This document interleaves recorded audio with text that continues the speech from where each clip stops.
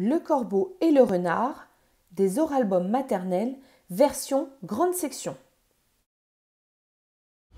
La page titre, Le corbeau et le renard. C'est l'histoire d'un corbeau qui vivait perché sur les branches d'un grand chêne. Ce chêne, il n'était pas loin d'un étang où le corbeau, il pouvait aller boire quand il avait soif. Ce corbeau, il croyait qu'il était très beau. Tous les matins, il se posait au bord de l'étang pour se regarder dans l'eau. Et il se trouvait magnifique avec ses longues plumes noires et ses yeux brillants comme des perles. Mais souvent, il pensait « Je me demande bien pourquoi il n'y a jamais personne qui me dit que je suis beau. C'est bizarre, ça !» Ce matin-là, il a senti une bonne odeur de nourriture.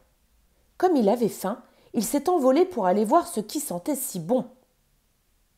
Il a suivi l'odeur comme si c'était une piste et comme si il avait un radar à la place des narines. L'odeur, elle l'a emmené de l'autre côté de l'étang. En arrivant au bord de l'étang, le corbeau, il a aperçu de la nourriture qui était installée sur une jolie nappe à carreaux rouges et blancs. C'était le pique-nique d'une famille qui jouait au ballon un peu plus loin en attendant l'heure du repas. Alors, le corbeau, il s'est posé tout doucement à côté de la nappe pour chercher ce qui sentait si bon tout à l'heure. Est-ce que c'était ce fromage au milieu de la nappe? Mais oui, c'était bien ça. Ce fromage, il sentait bien meilleur que tout le reste. D'abord, le corbeau, il avance lentement vers le fromage, parce qu'il a peur qu'on le voie. Puis, il saute dessus pour le prendre et il se sauve très vite en l'emportant dans son bec. Il va bien se régaler. Avant d'arriver à son chêne, le corbeau, il est passé au-dessus d'un petit bois où il y avait un renard caché derrière un arbre roux comme lui. Quand il a vu passer le corbeau avec son fromage dans le bec, le renard, il s'est dit qu'il allait bientôt déjeuner. Il avait très faim parce qu'il n'avait pas mangé depuis 8 jours. Comme il était malin, le renard, il a réussi à suivre le corbeau en se glissant dans les buissons sans jamais se faire voir. Enfin, le corbeau, il a réussi à revenir se percher sur son chêne préféré, où il pensait pouvoir déjeuner tranquillement.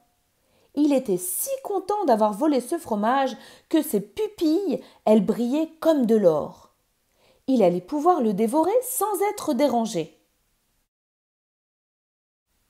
Mais, soudain, le corbeau, il a sursauté en apercevant le renard.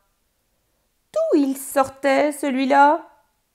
Lui, le corbeau, il venait juste de se poser. Quand il a vu le renard qui s'approchait en le regardant, il a deviné qu'il ne serait pas tranquille du tout pour son déjeuner, le corbeau. Il était incroyable, ce renard. S'il pensait qu'il allait partager son repas avec lui, il se trompait complètement. Le renard, lui, il réfléchissait en s'installant au pied du chêne. Et il imaginait déjà comment il pourrait bien gagner ce fromage tout entier. Le renard, il s'est mis à dire au corbeau des choses agréables sans jamais lui parler du fromage. Il lui a expliqué surtout qu'il le trouvait très beau. Puis, il s'est mis aussi à lui poser des questions. Le corbeau, il était très content de tous ces compliments qu'il avait toujours rêvé d'entendre.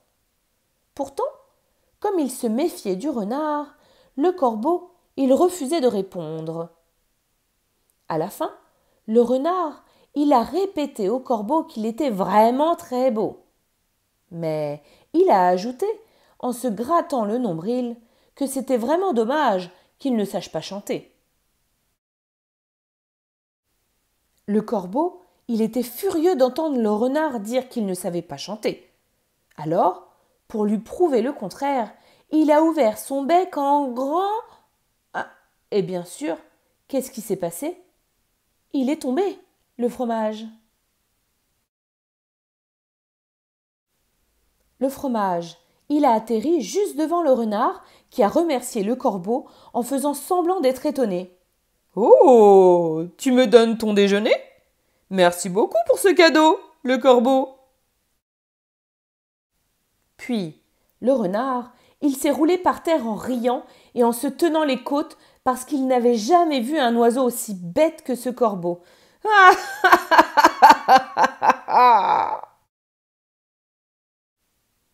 Quand il a terminé de se moquer du corbeau, le renard, il est reparti en direction de son terrier en emportant le fromage entre ses crocs. Il le trouvait plutôt laid, ce corbeau, et il était fier d'avoir réussi à le rouler en lui racontant qu'il était beau.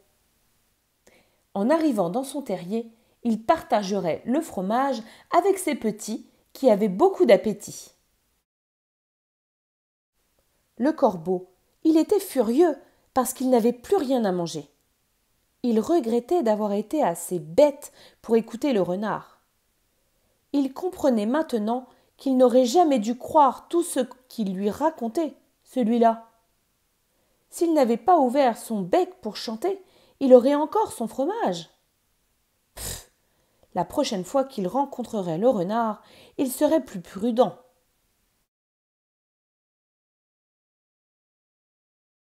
C'était Le Corbeau et le Renard, version grande section, dans la maternelle magique de Sandrine. N'hésitez pas à vous abonner et à laisser un pouce bleu.